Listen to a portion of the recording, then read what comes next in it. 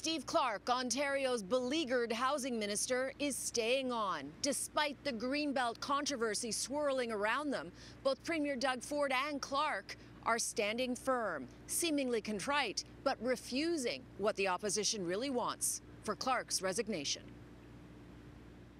I'm sorry that we didn't do a better job and that I personally didn't do a better job. It is the housing minister's mea culpa, one day after the Integrity Commissioner found he violated the Integrity Act for failing to properly oversee his untrained and inexperienced chief of staff, Ryan Amato, who drove a chaotic and almost reckless process, personally selecting 92% of the land that was removed from the Greenbelt, giving a small number of developers an improper advantage worth $8.3 billion.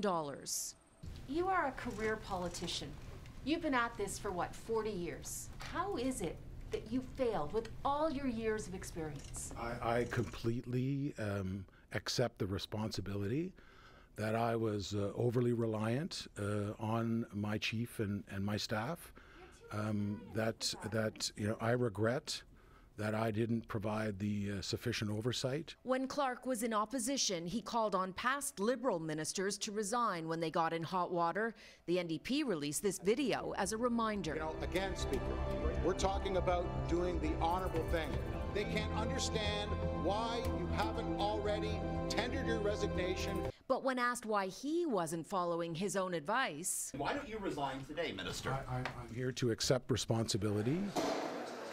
Earlier in the day, Premier Doug Ford stood by his housing minister. I have confidence in Minister Clark. The Premier brushed off calls for Clark's resignation, but Doug Ford seems to be feeling the strain of the scandal. He snapped at a reporter in an uncomfortable exchange. We're going to build homes until people have the same opportunity that you have.